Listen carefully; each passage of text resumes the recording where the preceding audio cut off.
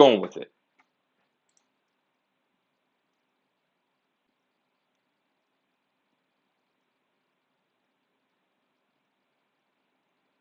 All right, guys, good afternoon. Welcome aboard to the aftermarket recap. My apologies for running a little late today. We usually start at 5. It's 5:05 Eastern Standard Time on a Friday, June 17th. It's working on my headphones, my ear pods turned off. I guess I didn't charge them. I use them every day. I don't know what the hell. Either way, good afternoon, everybody. Let's go ahead and get started. The Dow fell 0.13%. NASDAQ, again, expected a bounce, but this is not the bounce I was expecting today. Expecting a little more, 1.43%. S&P up 0.22%, carried by the NASDAQ and tech stocks. The VIX still have that downward gap right at 2966 currently. 2966 currently, excuse me, where we are. That's what we're looking for on the VIX. I have it in my bottom left-hand corner of the screen. That's our gap fill. Let's go ahead and expand that as we go along. Kind of want to switch it up where every time I talk about some kind of an index, I'm going to bring the chart up. So at least I can go over it and not repeat myself. If my sound dies, it's because of the headphones. I may have to switch to computer mic. Either way, 2966, you see this gap fill right here. That's what I'm expecting to get to on VIX. When we get there, we'll go ahead and reassess. I am long the market here, bought some calls today. Expecting to get a little higher here. If we can get to around 37.40.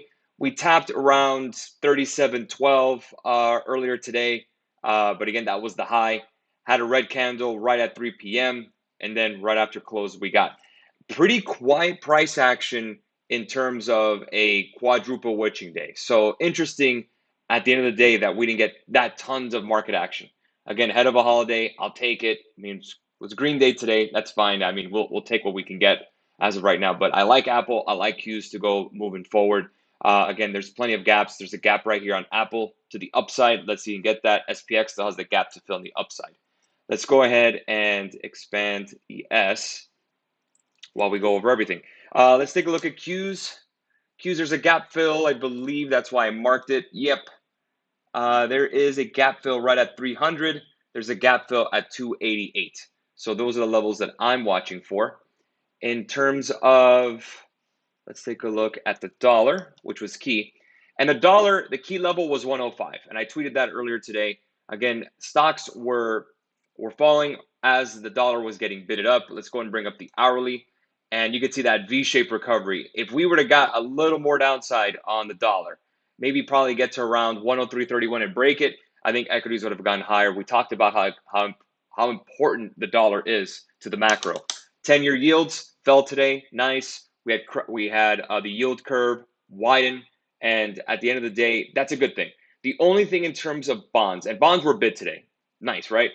The only thing with bonds is that I think we're starting to pivot to where bond yields and equities are not in sync. Remember, we had that coupling, right? So this is a chart I want to show you guys. Let's go and bring up ES, and we're going to compare it to ZN. And why am I looking at that? Let me see if I can go TN. TN is futures 20-year.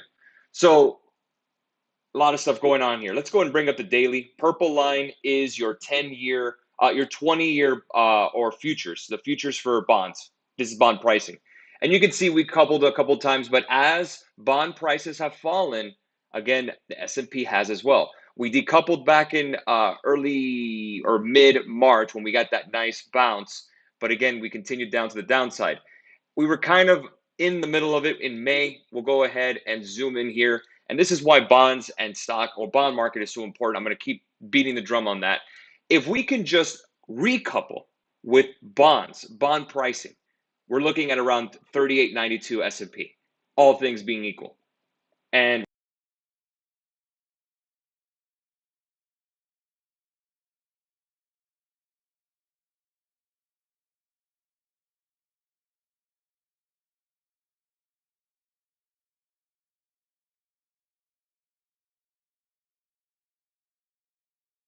okay, now we're good.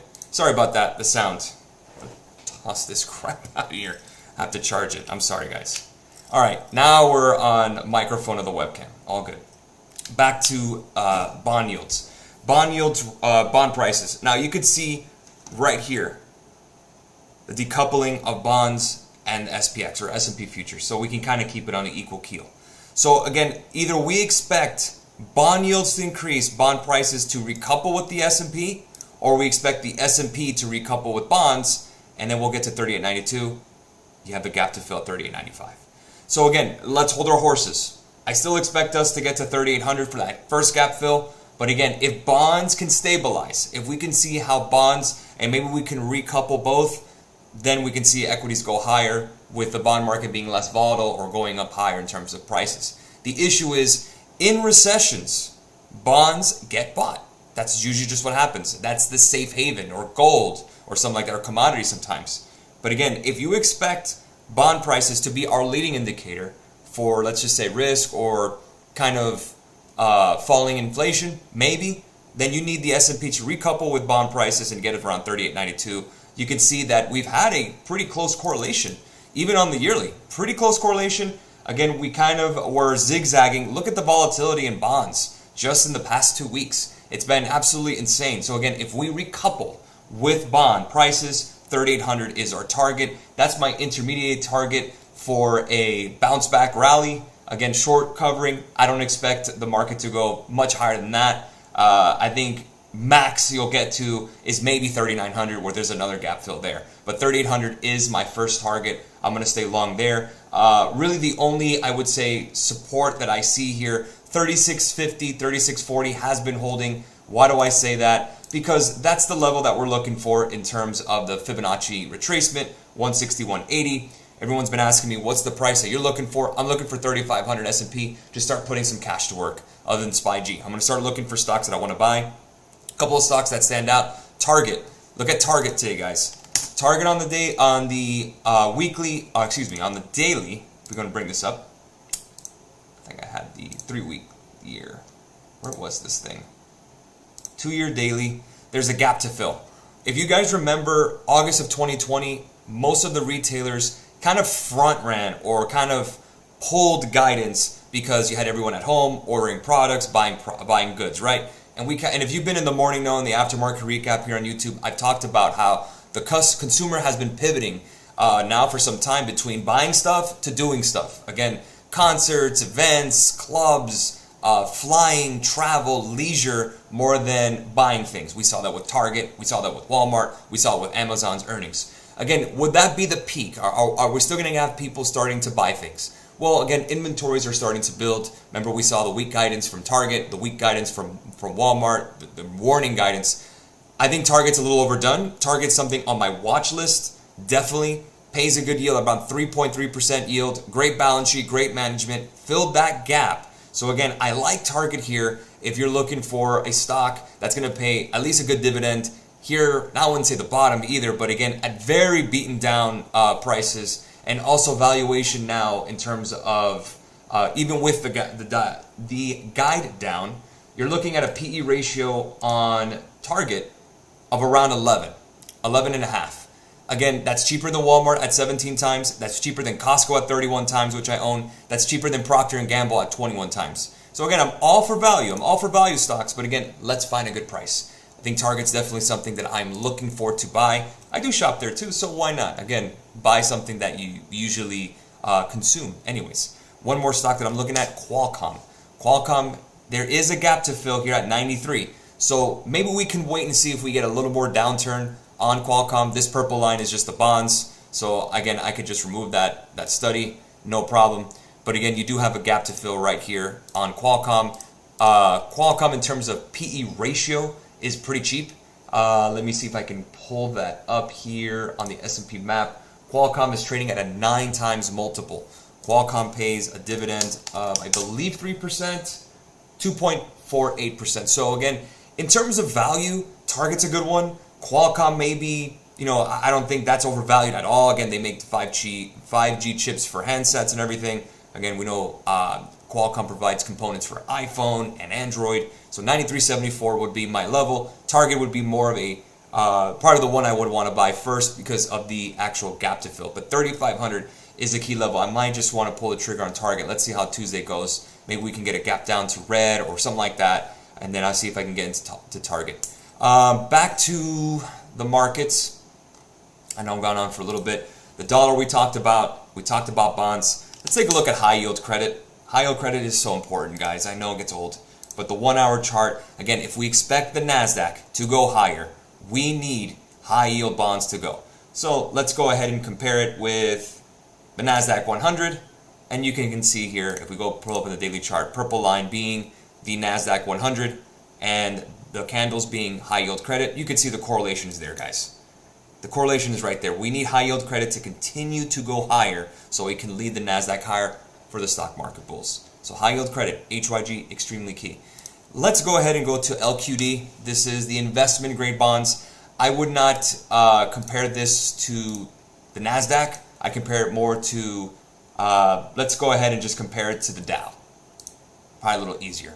Dow has more value names, probably higher credit, and you could see pretty close to correlation, but with a little bit of deviation here around May and June. We're finally recoupling now. Again, if we want stocks to go higher, we need bond prices in terms of credit to improve. So liquidity can be available. I know in a high inflation environment, but still, the world runs on credit. That's just the period. We're a very levered economy. That's just all it is. One more chart I'm going to go to is crude oil, and then we'll answer some questions. Crude oil, you can see here, I'll take this removal here. It's going to bring up a daily chart on crude oil, give us a little bit of color. 108.88, right on the 50-day moving average on crude oil. I've been saying crude oil has been a little bit extended. I'm waiting for a pullback. $100 a barrel oil. I would start taking a look at possibly buying some energy stocks at that level. Again, they have capital. They're returning it to shareholders. They're buying back stock. They're providing dividend.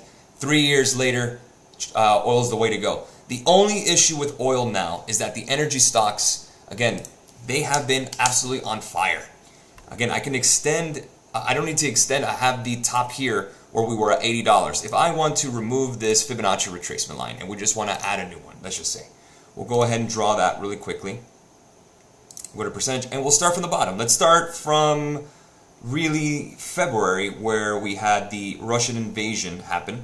So we'll start from here, 65.43. We'll go to the top here of the range, 93.31. And you can see now we're starting to get to some levels that are interesting. When you're talking about XLE 93.31, now you're starting to get to touch the 78.6 fib. $70 on XLE, guys, would be a round trip from March. Talk about volatility.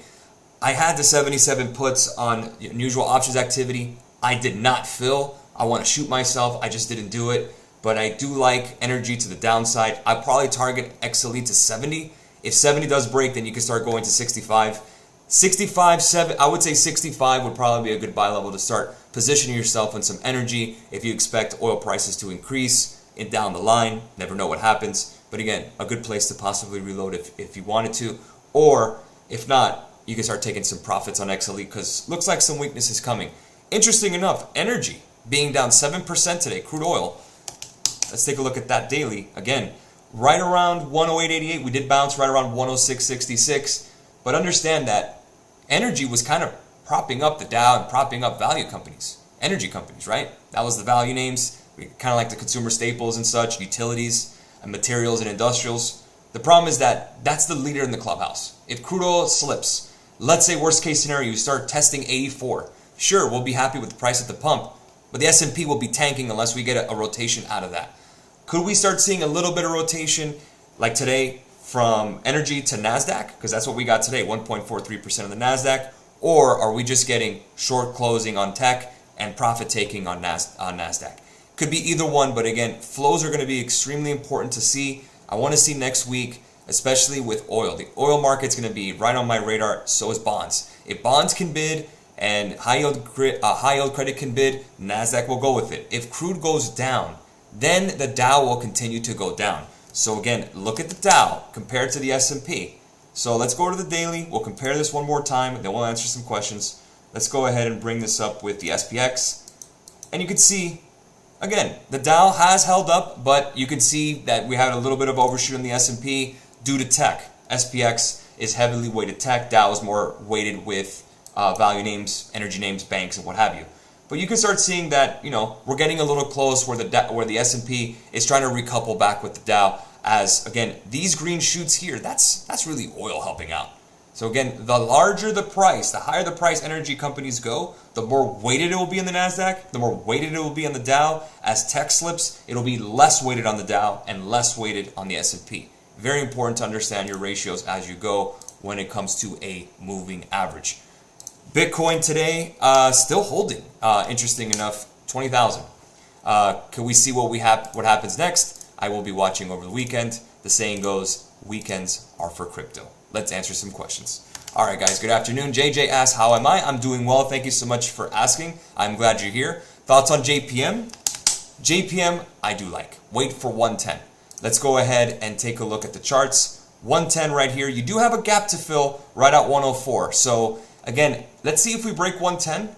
If 110 does break 104, 104 will be a place that I want to go ahead and buy. We are now below the pandemic highs. You can see not the pandemic lows, but the pre-pandemic highs were below that. So banks are one industry, even with higher rates, that are just getting slammed because of credit exposure. Again, just getting nervous in regards to credit exposure to consumers. If you have a recession, JPM chargebacks with their credit cards, lines of credit. Again, this is why. So again, even though we have higher rates, and that's usually good for banks, but again, the consumer sentiment being down, that's going to hurt JPM. Again, loans. There's loans available. There's credit available at least. But again, you're getting the big hits down on banks. I think it provides an opportunity to start getting into companies like the banks that provide good capital return, that actually have good book value. JPM being one of them, paying a 3.5 yield. I mean, their PE ratio is 8.39. I love them. And I love Goldman Sachs. The only other stock that I would get in for banks that I don't own is Morgan Stanley. Goldman Sachs is trading at a 5 PE multiple with a 2.86 yield. I mean, if you want some kind of capital return, I like the banks. But JPM, I would wait for 10, right here, this gap fill, JJ, at 105.53. You look for that level, I would go ahead and add to my position there. I will be adding to my position there. So I'm placing an alert there. Again, you're free to do what you like, but that's what I'm looking for. Good afternoon. Happy Friday. What do you think about insurance businesses in the current economic conditions? I've been looking at UNM. Thanks. I want to say that's United. No, that's something else. United Mortgage or something like that. That's my mortgage company. UNM I've never heard of, but if they are exposed to real estate, they're going to be very interest rate sensitive. So unless you think interest rates are going to come down, I would not be a buyer of home builders. I would not be a buyer of mortgage lenders, specific mortgage lenders. Again, JPM does provide mortgages, but they have other businesses, fixed income and other stuff, trading, regular consumer banking, business banking, wealth management, you name it. UNM, I'm assuming, is just a mortgage company. I'm not sure. But if they are just a mortgage company, I'll give you an example. Look at Rocket Mortgage. That's, again, doing great when rates are low. Real estate is one of those it's so interest rate sensitive that if you get a spike in yields, you're done in terms of mortgages. So you actually have two headwinds. You have the consumer who is overstretched, may not be able to buy a home because it's so expensive depending on where they live. Interest rates are higher, less applications, less bookings, less refinances. Maybe refinances come in vogue again as home prices are continuing to go higher. But at the end of the day, in an inflationary environment, yes, real estate is a great hedge against inflation. If you live in the home or you rent it out and get cash flow, sure. But I would not want to be in the mortgages here. You need to see at least a bottom in terms of bond yields, or a roof. Let's call it a ceiling. Excuse me. Thanks for these videos, by the way, Carlos. You're welcome, Javier. Is Amazon a buy right now? I do own Amazon, and I do like it. But I'm waiting for a little more. And I know a lot of people are like, man, when is this guy going to buy? 100, definitely want to dip my toe below 100. 80, I'll definitely want to go ahead and buy as much as I can.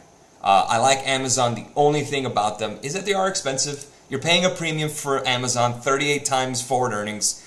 For 40 forward earnings, you can get a Tesla, which is a little more growth. Amazon is between two things. It's a tech company. It's a consumer retail company. So I love the technology company and I love the retail side, but if the consumer's taking a hit and taking a lot of credit, Amazon has credit exposure too. They also offer cards and services. So again, I like Amazon in terms of their cloud. We saw Adobe's earnings. We saw Oracle's earnings. They knocked it out of the park. So enterprise software and an enterprise cloud, if you're Microsoft, if you are Amazon, if you're Oracle, if you're some words Adobe, if you're those names, you're going to do well. But in terms of the other names, CRM did okay, but again, they're expensive too. I'll tell you this much. I'll make it easy. I like Amazon more than Salesforce.com because I also get the consumer store with it, but I like Microsoft more than Amazon because they know what they do. It's mostly just cloud and enterprise, and they don't have that consumer exposure the way Amazon does. So I like it, but again, I'm waiting for a little more downside. $100 would be nice. That'd be a little expensive, so I'll start nibbling. Remember the word nibble. Again, nibble. Start buying little pieces as we get a little lower. I mean, the bull bear indicator in terms of the S&P, B of A's bull bear indicator is now at 0. Okay, let's look at that. 0, meaning we're fucked in a sense. I'm just going to say it, right? I'm just going to say it. Pretty much extreme bearish. This is at a point where, I mean, all is lost, the world's over, right? And how many times have we been there? Let me repeat it. August 02, July 2008, September 11th, September 15th, January 2016, and March 2020. Let's go over them all together. July 2002, August 2002, the world's over, oh my God, dot-com bubble, capitalism's over. July 08, that's before Lehman collapsed. The world's over, subprime mortgages, we're screwed. September 2011, we had the actual downgrade of United States debt. We had the Eurozone crisis. Remember Greece. September 15th, another slowdown. January 16th, again ahead of an election cycle happens. March 2020, we know where that went. So again, it's always a time to be afraid. That's free. That's easy. Fear can be sold easily. I'm looking for opportunity because what you do in the next 12 months can set you up for a couple of years if you do it right. I know what I did in 2020. I bought the dip and I bought stocks. Does it always work? Of course not. But again, if you're tactical and you start finding companies and opportunities, look for valuations. When everyone's freaking the hell out, you're finding opportunities. But again, the bull bear indicator is at 0. There's not even a speck of optimism. That's what I like. Good. Everyone be upset. Everyone be scared. That's fine. All right, Tesla split coming soon. Yes, that split is coming soon. I have an alert at 501. 600 has been holding. If 600 does break, we're going to 501.59. There's a gap to fill there, I believe, on the 2-year daily, if I'm not mistaken. If I can bring this up, there is a gap to fill at 501. I will go and show you. Slight gap right here at 419. Excuse me, 419. What did I have 400 for? 419.69. There's a gap to fill. We did fill that with Tesla. If you guys remember, Qualcomm has a gap to fill to the downside. There's a lot of gaps to fill out there. So this little move that we had today, again, guys, is short covering. I'm not saying we're not going to go lower because we are. There's just too much pessimism out there. You need to hang your hat on something. Unless we get lower oil prices, something which will help inflation come down. We got some lower oil prices today. If the Ukraine-Russia conflict can at least subside and everything works out, great. That'll pop us up. Don't hold your breath. Putin seems to be really dug in. And the other thing would be just getting supply chains in order. And we already know that the Fed can't do that. No one can unless you're a company, unless you're a factory or somewhat. So that's why those ISM manufacturing PMIs are so damn important. And read your economic reports so you know why things are happening the way they are. Again, Tesla. We know the issue with Tesla. We know a lot of it's Elon in terms of Twitter and all that stuff. Fine. But in terms of a company, forget Elon for a second. The company is still growing. And again, they are pretty expensive at 40 times. But you're looking at a premium name, premium growth multiple. So again, if you're looking for a target for Tesla, I would say you can start nibbling around 550. I would not want to buy it here quite yet. 419, that's a level that I like. If you're trading at 650, all things being equal, I guess we could probably get to around 32 PE, which is pretty good. I mean, that's not bad for a growth company. But yeah, there you go. SPY to 350. Yeah, 3,500 is my level that I want to buy. Do I think we get to 350 Tuesday? No. Tuesday, I think we do get that fill of that first gap fill on SPX. Again, I do expect us to rally. I know. It's hard to see sometimes. But again, guys, we have a gap to fill at 37.63 on, right over here at 38.99 on SPX. If we go down to the hourly, you can see we also have a gap to fill at 37.91. I think we get there by next week. We'll see if we can get to 3,900. We talked about the bond coupling with the S&P. If that recouples, there you go. Then we can start taking about looking forward. In terms of the Fed, forget it, because the Fed's going to do whatever they want. Dot plots are worthless. I've talked about that. So the Fed, I wouldn't put that much emphasis on. Start looking at those ISM manufacturing PMIs, those services PMIs, of course the inflationary readings, CPI and PPI. PPI came in pretty much in line. CPI was terrible. The Fed, we know what they're doing. But at the end of the day, it's important to look at the macro. Look at bonds. Those 10-year yields are important. HYG, you're talking about also LQD. This is investment grade bonds. You can't have both be down and think we're going to bounce, because it's not going to happen. We need at least bond volatility, at least to chill. That's all I'm asking. Just chill out with the volatility on bonds. Bonds are supposed to be boring. Bonds are supposed to move very little. The fact that we have bond markets moving the way it is moving now, it just indicates a broken market. And it's very difficult to find direction or momentum if you're a trader without that. So again, a lot of fighting out there between the bulls and the bears. I think we'll get a little reprieve. We got some today. But again, I expect us to go higher next week. No market on Monday. We'll catch you on Tuesday.